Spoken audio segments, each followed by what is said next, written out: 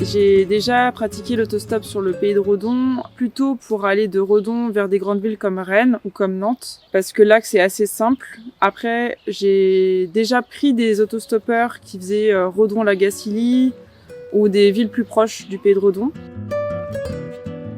Donc pour l'autostop, il y a un peu de manière de fonctionner, les deux fonctionnent très très bien. Il y a juste faire lever le pouce et puis après discuter avec les gens, savoir où ils vont, et puis avoir du coup une carte à l'appui sur le téléphone ou une carte papier. L'autre chose qui se fait pas mal aussi, c'est directement de montrer vers où on va, donc soit la destination finale, soit mettre un endroit intermédiaire.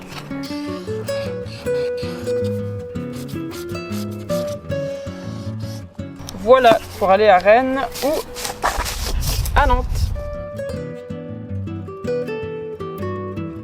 J'ai beaucoup fait le Redon vers Rennes parce que là, il y a une voie, il y a 2 ronds-points et il y a de l'espace pour prendre. Et j'ai jamais eu de soucis, j'ai rarement attendu plus de 10 minutes pour aller sur Rennes ou sur une partie du parcours qui menait à Rennes.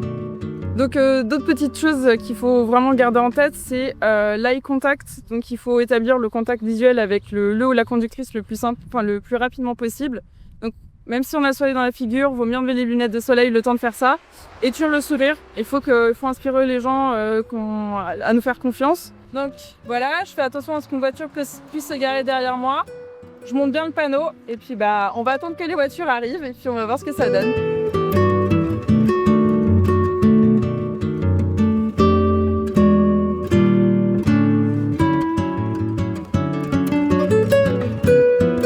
Je dirais que j'ai gagné de confiance en moi. C'est aussi faire confiance à l'autre. Alors après, bon, il faut toujours suivre son instinct. Quand on le sent pas, on ne rentre pas. Enfin voilà, c'est des règles de bon sens. Mais je dirais ça, pouvoir s'exprimer plus avec les autres. Et puis voilà, voyager d'une belle manière en fait, en découvrant des gens et des cultures.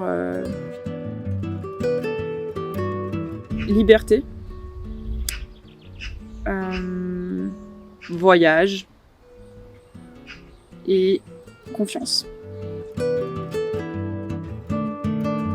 Pour se lancer, ça peut être des petites distances, ça peut être près de la maison, autour de Redon, en se disant si jamais je galère, je peux toujours demander à un ami ou de la famille de venir me chercher. Ça peut être l'idée de commencer à 2. Après, la question la plus importante, et notamment en tant que femme, ce qui peut être effrayant, c'est de se dire sur qui je tombe. Si on n'a pas 100% confiance au premier regard, aux premiers échanges avec la personne, on ne monte pas. C'est redonner peut-être un peu plus de sens à se déplacer. Je trouve que c'est une belle manière de se déplacer, notamment localement. Moi, j'entends souvent dire par des gens qui me prennent, qui ont de l'âge, on faisait ça avant, et parce qu'il y avait moins de voitures, il y avait moins de covoiturage, moins d'effets de train ou de bus. Et en fait, c'est toujours garder un lien, et ça peut permettre, de repartager des moments, d'avoir ces moments de partage et des choses très simples en fait de la vie, et d'être moins sur ce côté très individuel. Bonjour, je voulais savoir si vous allez vers Rennes. Oui, ok, vous pouvez me prendre, il n'y a pas de souci.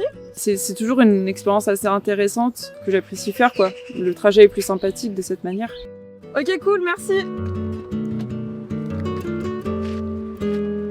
Lancez-vous, c'est toujours à tester, c'est une belle expérience.